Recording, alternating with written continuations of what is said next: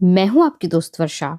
आशा करती हूँ आप सभी बहुत अच्छे से होंगे। एक बार आपका फिर से स्वागत करती हूँ हमारे चैनल स्पिरिट ऑफ इम्पाइप पर। हम पढ़ रहे हैं चित्रा बैनर्जी दिवाकरुणी की लिखी पुस्तक सीतायन। तो चलिए चलते हैं पुस्तक के अगले भाग पर बिना किसी देरी के। मुझे सामान्यतः उर्मिला से बात करना पसंद था, परंतु उस रात मैं अपने शयन कक्ष में, जिसमें हम बचपन से साथ सोते आए हैं, लेटने के बाद भी अधीर और बेचैन थी।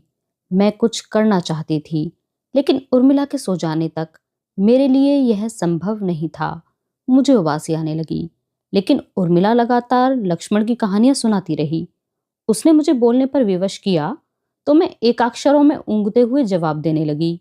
वह इतनी उत्तेजित थी कि उसे नींद नहीं आ रही थी। मैंने वर्षों के अनुभव से जाना था कि उसके साथ ऐसा होने पर केवल एक चीज उसे शांत कर सकती थी, वह थी मेरा गायन। मैंने एक गीत गाया जो मुझे लगा उस रात के लिए उपयुक्त था। मैं उसे बार बार गुनगुनाती रही, जिसे सुनकर उर्मिला शांत हो गई। फिर उसकी आंखें बंद हो गईं। जंगल में हवा बहती है और मेरे पिता के बगीचे में अनार के पेड़ों की शाख पर ठहर जाती है। दिन निकल आया है, वह गाती है। राजकुमार आ रहे हैं, चमकते चेहरे और पर्वतीय तालाब सी चमकती आंखें लिए। क्या वे नियति के साथ हमारे हृदय भी ले जाएंगे? मैं धीरे से पलंग से उतरी और प्रहरियों की नजर से बचकर शिव धनुष के पास पहुंच गई। वह धनुष देवलोक से आया था, इसलिए वह बहुत कुछ जानता था। मुझे आशा थी कि वह मेरे प्रश्नों का उत्तर दे पाएगा। धनुष पुराने महल के दरबार में रखा था। वह स्थान हमारे कक्ष से कुछ दूरी पर था। उस तक पहुंचने के लिए मैं महल के मैदान से होकर गुजर रही थी। रात सितारों और फूलों की सुगंध से महक रही थी। राम जिस अतिथि गृह में सोए थे, वह मेरे मार्ग में ही था। मैं मानती हूँ मैंने वहां से गुजरने की इच्छा से जानबूझकर लंबा रास्ता चुना। मैं उनके शयन कक्ष के बाहर एक क्षण के लिए रुक गई। मैं स्वयं को रोक नहीं पाई। हालांकि कोई मुझे वहां देख लेता तो मेरे लिए परेशानी हो सकती थी। मैं राम की कल्पना करने लगी। उन्होंने स्नान करके अपने थके हुए हाथ पैरों पर सुगंधित तेल लगाया होगा और अब वह अपने बिस्तर पर बिछी धवल चादर पर सो रहे होंगे और उनके वक्ष से कस्तूरी की सुगंध आ रही होगी। वह बंद पलकों के नीचे आंखें झपका रहे होंगे। क्या उन्हें स्वप्न आ रहा होगा? मेरा स्वप्न, मेरी इच्छा थी ऐसा हो। फिर मैं धनुष कक्ष की ओर बढ़ गई। मेरे आशा के अनुरूप कक्ष के द्वार पर ताला नहीं था। कक्ष के बाहर सैनिक तैनात नहीं थे। मेरे पिता जानते थे कि लोग धनुष के निकट जाने से घबराते थे। मेरी माँ ने बताया कि वह धनुष हमें कैसे मिला। राजा जनक द्वारा मुझे खेत से महल में लाने के कुछ वर्ष के बाद एक दिन ऋषि परशुराम, जिन्होंने विरोध के चलते भारतवर्ष के भ्रष्ट राजाओं की 7 पीढ़ियों का संहार किया था, मेरे पिता के दरबार में आए थे। उनके हाथ में एक धनुष था। मैं तुम्हारी पुत्री सीता से विवाह करने आया हूं, ऋषि ने कहा। उसे मेरे पास लेकर आओ। उनके केश भुजंग की तरह चेहरे पर झूल रहे थे। उनका चेहरा डरावना लग रहा था। मेरे पिता ऋषि की मांग को सुनकर डर गए। उन्हें लगा यदि उन्होंने मना किया तो ऋषि का क्रोध मिथिला पर फूट पड़ेगा। आखिर उन्होंने हकलाते हुए कहा कि यह उनका सौभाग्य है। फिर उन्होंने धीरे से पूछा, क्या 5 वर्ष की बच्ची उनके जैसे पहुंचे हुए ऋषि के लिए ज्यादा छोटी नहीं है? परशुराम ने जोरदार ठहाका लगाया। मैं मजाक कर रहा हूं मूर्ख। मैंने बहुत पहले आजीवन ब्रह्मचर्य व्रत लिया था। क्या तुम्हें यह पता नहीं है? अपना चेहरा देखो। दरअसल मैं भगवान शिव का एक संदेश और उनका दिया उपहार लाया हूं। उन्होंने अपना यह धनुष सीता की रक्षा के लिए भेजा है। तुम बहुत सीधे हो और अपनी रक्षा करने में सक्षम भी नहीं हो। सीता जल्दी ही बड़ी होकर अत्यंत सुंदर युवती बनेगी। फिर बहुत से लोग इसे विवाह करने की इच्छा से तुम्हारे पास आएंगे, परंतु तुम्हें एक विशेष पुरुष की प्रतीक्षा करनी है। एक ऐसा राजकुमार जिसका जन्म संसार में धर्म की पुनर्स्थापना और अनुचित को उचित करने के लिए हुआ है। परंतु वह पुरुष अपने कार्य को तभी पूर्ण कर पाएगा जब सीता उसकी पत्नी बनेगी। मुझसे अभी उसका विवरण मत पूछो। यदि मैं बता भी दूंगा तो तुम्हें समझ में नहीं आएगा। इसलिए केवल इतना समझ लो कि शिव ने अपना यह दिव्य धनुष भेजा है। जो व्यक्ति इस महान धनुष हरधुन की प्रत्यंचा चढ़ा देगा, उससे अपनी कन्या सीता का विवाह कर देना। ऐसी शर्त रख देने से बहुत से अक्षम लोग ऐसे ही दूर रहेंगे। तुम्हारा काम सरल हो गया है, तुम्हें केवल उस पुरुष की प्रतीक्षा करनी है। मेरे पिता ने संदेह की दृष्टि से धनुष को देखा। वह साधारण धनुष से ज्यादा अलग नहीं था। उसमें केवल इतना ही अंतर था कि पूरे धनुष पर एक विचित्र आकृतियां बनी थीं। वे किसी अनजान भाषा में लिखे अक्षर थे। परंतु वह पुरुष कौन है? मेरे पिता ने उदास स्वर में पूछा। और मुझे कब तक उसकी प्रतीक्षा करनी है? ऐसी दिव्य घोषणाएं परेशानी पैदा करती और मनुष्य को चिंता में डाल देती हैं। इससे मनुष्य की अपनी योजनाएं विफल हो जाती हैं और किसी लड़की के विवाह के लिए, चाहे वह राजकुमारी ही क्यों न हो, आशा की खिड़की छोटी हो जाती है। ऋषि परशुराम ने जोर से ठहाका लगाया। ऐसी मूर्खतापूर्ण चिंता मत करो, सही समय पर सब हो जाएगा। इसके बाद उन्होंने शतानंद से कहा, तुम योग्य व्यक्ति लगते हो। तुम्हें पूरे भारतवर्ष में इस कन्या के विवाह की शर्त की घोषणा करवानी है। शिव के क्रोध के विषय में भी लोगों को अवश्य बता देना। हरधुन के विशेष गुणों का उल्लेख करने से इसकी कोई क्षति नहीं होगी। मेरे जाने के बाद तुम्हें इसके गुणों का पता लग जाएगा। तुम्हारे पास स्वयं को योग्य समझने वाले कुछ मूर्ख आएंगे, परंतु उनकी संख्या यह कठिन शर्त रखने से कम होगी। यह कहकर परशुराम ने धनुष नीचे रख दिया और उसको आदरपूर्वक प्रणाम करके अंतर ध्यान हो गए। इस असाधारण घटना के कुछ देर बाद मेरे पिता ने धनुष को उठाकर शस्त्रागार में रखवाने का प्रयास किया, परंतु वह बहुत भारी था। सेना की एक टुकड़ी बुलवाई गई, लेकिन वह भी धनुष को उठाने में असफल हो गई। मेरे पिता ने विवश होकर धनुष को वहीं छोड़ दिया जहां परशुराम ने उसे रखा था। उन्हें अपने लिए एक अलग दरबार बनवाना पड़ा। इस कारण वह पुराना राजमहल खाली रहता था। मैंने कक्ष का द्वार खोला।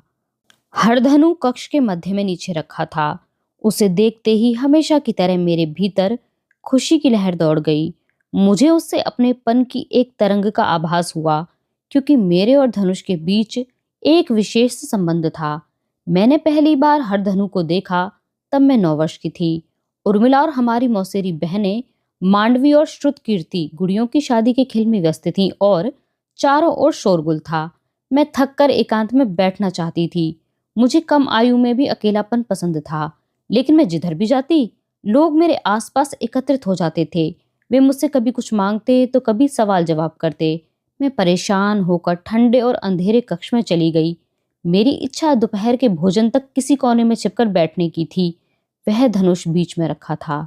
भय के कारण उस पर कोई ध्यान नहीं देता था और इसलिए उस पर धूल जम गई थी। मेरे माता पिता ने मुझे धनुष से दूर रहने की चेतावनी दी थी। उन्होंने मुझे उसके बारे में कुछ नहीं बताया। मैं वैसे उनकी आज्ञा का पालन करती थी, लेकिन पता नहीं क्यों मुझे धनुष को छूने की इच्छा हुई। वह किसी अलग पदार्थ का बना था। वह न लकड़ी थी न कोई धातु। मैंने उस पर हथेली रखी तो मानो वह सजीव हो उठा। मुझे लगा जैसे उसके भीतर आत्मा है। धनुष ने बिना बोले मुझे अपने गूढ़ रहस्य बताने आरंभ कर दिए। मैं कई घंटे सम्मोहित सी बैठी रही। हालांकि मुझे बाद में कुछ याद नहीं रहा। मैंने अगली सुबह माँ से कहा कि धनुष को देखभाल के लिए मेरी आवश्यकता है। उन्होंने मना कर दिया। वह बोली कि वह जादुई धनुष है और ऐसी चीजों में खतरनाक शक्तियां होती हैं जिन्हें साधारण लोगों के लिए समझना मुश्किल होता है। मैंने भी हट पकड़ लिया। मुझे यह काम करना है, मैंने दोहराया। उन्होंने हर बार मना किया। आखिर मैंने कहा कि धनुष भी यही चाहता है। तुम्हें कैसे पता? उन्होंने पूछा। धनुष ने मुझे स्वयं बताया है। मेरी माँ की आंखें आश्चर्य से खुली रह गईं। मुझे नहीं पता उन्हें मेरी बात पर विश्वास हुआ या नहीं, लेकिन उसके बाद उन्होंने मुझे धनुष से दूर रहने को नहीं कहा। मैंने कई दिन धनुष को साफ करने, उससे बातें करने और उसके साथ गीत गाते बिता दिए। मेरी आवाज साधारण थी, लेकिन शायद वह उसे सुनकर खुश होता था। वह मेरे हाथ में आकर कभी इतना हल्का हो जाता कि मैं उसे आसानी से उठा लेती थी, तो कभी भारी हो जाता और तब मुझे उसे नीचे रखना पड़ता था। मैं तुम्हें ताकतवर बना रहा हूँ, धनुष ने कहा। यह बात सच भी थी। धीरे धीरे मेरी मांसपेशियां मजबूत और हड्डियां ताकतवर होने लगी। मुझे महसूस होता था कि धनुष से निकली ऊर्जा मेरे भीतर प्रवाहित होने लगती थी। मैं उसे यह बताती तो वह खुश हो जाता था। यह अच्छी बात है कि तुम इस ऊर्जा को आत्मसात कर रही हो। धनुष ने कहा, तुम्हें भविष्य में इन शक्तियों की आवश्यकता पड़ेगी। मैंने एक बार धनुष पर प्रत्यंचा चढ़ाने का प्रयास किया, क्योंकि उसी ने मुझे ऐसा करने को कहा। तभी मेरी माँ कक्ष में आई। वह मुझे ढूंढ रही थी। मैंने जल्दी से धनुष नीचे रख दिया, लेकिन देर हो गई थी। उन्होंने मुझे देख लिया था। मैं उनके प्रश्नों के लिए तैयार हो गई। शायद मुझे डांट भी सुननी थी। क्या शिव के धनुष को ऐसे उठाना वर्जित था? उन्होंने मुझे देखा और फिर कुछ कहे बिना बाहर चली गईं। उन्होंने यह बात किसी को नहीं बताई। मैं उनकी आभारी थी। मुझे उस दिन पता लगा कि मेरी माँ और मेरे बीच कुछ बदलाव आया है। वह अब केवल मुझे अपनी पुत्री के रूप में नहीं देखती थी। मैं अपने दैनिक कार्यों, चित्रकारी या कशीदाकारी अथवा किसी पेय के लिए औषधि कूटना आदि के दौरान अपनी माँ को देखती तो वह मुझे एक भिन्न किंतु प्रशंसा भरी दृष्टि से देख रही होती थी। माता पिता की आंखों में अपने लिए सम्मान देखकर मन में विचित्र और एकाकी स्वभाव पैदा होता है। धनुष के साथ मेरा संबंध सिर्फ इतना नहीं था। वह मुझे आंखें बंद करके उसे स्पर्श करने को कहता था। ऐसा करते ही आसपास का महल मानो गायब हो जाता और मैं किसी भयानक स्थान पर पहुंच जाती थी। हर बार वह स्थान अलग होता था। मैंने देखा कि मैं किसी छोटी सी गुफा में कैद हूं और मुझे पत्थरों से दबाया जा रहा है। मेरा सांस लेना मुश्किल हो गया, या मुझे छाती तक रेत में दबा दिया गया और मैं धीरे धीरे नीचे धंस रही थी। मुझे लगता मैं किसी गुफा में बंद हूं और वहां अग्नि जल रही है जो धीरे धीरे मेरे निकट आ रही है। मेरे सामने तब शांत रहने और परिस्थिति से निपटने की चुनौती होती थी। बाहर निकलने का मार्ग नहीं था और मुझे उस स्थिति को सहन करने के लिए भीतरी शक्ति का आवाहन करना पड़ता था। ऐसे मानसिक अभ्यास मुश्किल होते थे। मुझे नहीं लगा कि मैं उनमें पारंगत हो पाई। मैं धनुष से पूछती तो वह केवल इतना कहता, तुम्हें अभी बहुत कुछ सीखना है।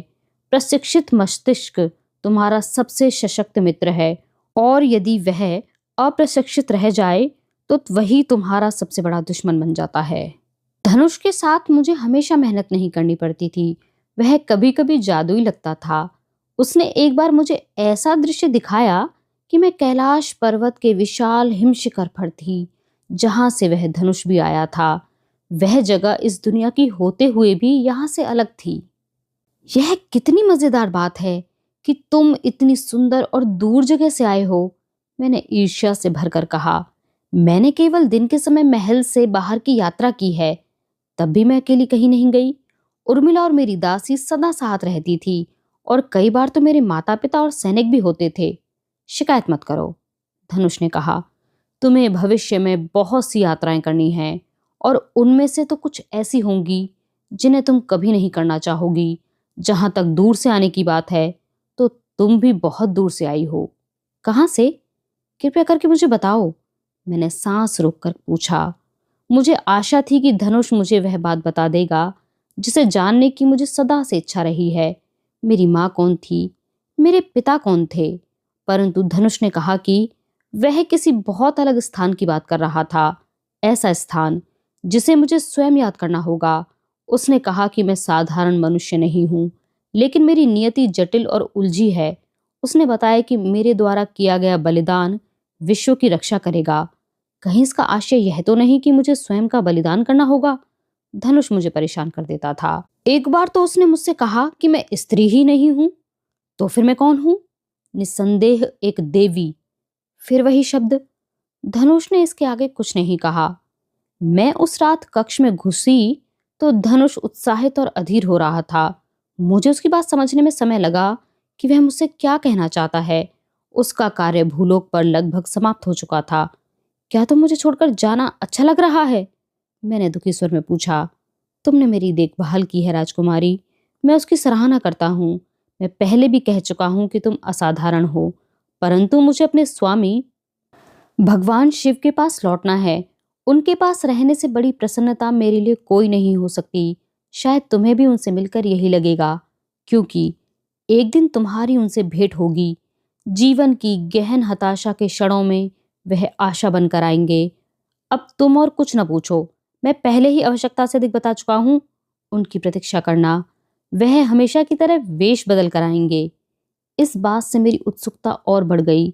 कोई अन्य दिन होता तो मैं धनुष से और जानकारी प्राप्त करने का प्रयास करती, परंतु मुझे अभी अभी प्रेम हुआ था। मेरे मन में कुछ अलग तरह के प्रश्न पूछने की जिज्ञासा थी। मैं तुम्हारे ईश्वर और उनकी सहभागिनी देवी के संबंध में जानना चाहती हूँ, मैंने कहा। मैंने सुना है कि वे एक दूसरे से बहुत प्रेम करते हैं। धनुष ने कहा, शिव और शक्ति का संबंध वह स्त्री और पुरुष का आदर्श मेल है, फिर भी वह बहुत अलग है। वह एक दूसरे की दुर्बलता और शक्ति पर आधारित प्रेम और आदर का संबंध है। हाँ, देवताओं में भी दुर्बलताएं होती हैं। यह उनकी दिव्य लीला का हिस्सा है। मेरे प्रभु और देवी शक्ति एक दूसरे के सहायक हैं। उनमें कभी कभी झगड़ा भी होता है। उनका झगड़ा समुद्र में आए तूफान की भांति होता है, किंतु फिर भी वे एक दूसरे को क्षमा कर देते हैं, क्योंकि क्षमा के बिना प्रेम संभव नहीं है। वे दोनों फिर मिलते हैं तो उनका मिलन बहुत मधुर होता है। मैं सम्मोहित सी धनुष की बातें सुनती रही और शक्ति और ईश की कल्पना करने लगी। क्या मनुष्यों के बीच ऐसा आदर्श संबंध होना संभव है? क्या मुझे जीवन में ऐसा प्रेम मिल पाएगा? मैं वर्तमान में लौट आई। मैंने कहा, मुझे बताओ, क्या राम भी उसी संसार से आए हैं जहां से मैं आई हूं? क्या इसीलिए मुझे उनसे निकटता महसूस होती है? मुझे वह जाने पहचाने लगते हैं। क्या उनसे मेरा विवाह होने वाला है? धनुष जब कुछ बताने का इच्छुक नहीं होता था तो वह विचित्र तरह से व्यवहार करता था। राम महान व्यक्तियों में महानतम है। वह सदाचारी लोगों के रक्षक और दुष्टों के विनाशक हैं। तुम्हारा उनके साथ आदिकाल से संबंध है। तुमने उनके प्रति प्रेम के कारण ही मानव रूप धारण किया है और त्रेता युग में अंधकार और प्रकाश के बीच अंतिम युद्ध का कारण बनने की सहमति प्रदान की है। मुझे पता नहीं धनुष का क्या आशय था, परंतु उसके शब्द मेरे भीतर गूंज रहे थे और मैं उन्हें आत्मसात कर रही थी। फिर भी मैंने विरोध किया। यह किसी पुराने गीत की पंक्ति जैसा सुनाई पड़ता है। यह मेरे छोटे से जीवन से बिल्कुल अलग है। क्या मैं सचमुच दुष्ट शक्तियों से लड़ूंगी? धनुष ने मेरे प्रश्न का उत्तर नहीं दिया। लेकिन कैसे? अपने व हृदय के प्रति निष्ठावान रहना। तुम्हें हिम्मत रखनी है। ध्यान रहे, अंधेरी रात के बाद सुबह अवश्य आती है। यह परेशानी भरा अस्पष्ट उत्तर था, लेकिन मुझे पता था धनुष से उसका वास्तविक अर्थ पूछने का लाभ नहीं होगा। वह मुझे यही कहेगा जो हमेशा कहता है, सही समय आने पर सब स्पष्ट हो जाएगा। मैंने दूसरा तरीका अपनाया। एक अजीब बात बताती हूँ, क्या तुम्हें रावण याद है? धनुष चिढ़ गया। वह राक्षस राज का नाम सुनकर खुश नहीं हुआ। हाँ, मैं उसे कैसे भूल सकता हूँ। उसने मुझे 3 बार उठाने की कोशिश की और फिर हार कर वह अपने द्वीप लौट गया था। मुझे डर था कहीं क्रोध के मारे वह फट ना पड़े। रावण को देखकर मुझे वही महसूस हुआ जो राम को देखकर हुआ था। मुझे लगा मानो मैं उसे भी आदिकाल से जानती हूँ। ऐसा कैसे हो सकता है? धनुष पल भर को मौन हो गया। वह सोच रहा था कि मुझे कितना बताना चाहिए। आखिर वह बोला, मैं तुम्हें वह बता रहा हूँ जो मुझे नहीं कहना चाहिए। इतने वर्षों तक तुम्हारे साथ रहकर मुझे तुमसे लगाव हो गया है। यह सत्य है कि तुम रावण को भी आदिकाल से जानती हो। तुम्हारा उसके साथ भी संबंध था, लेकिन वह संबंध बिल्कुल अलग था। रावण धरती पर शाप के कारण आया था और फिर वह राक्षस शरीर में कैद हो गया। जिस तरह तुम मनुष्य शरीर में कैद हो, वह भूल चुका है कि वह कौन है।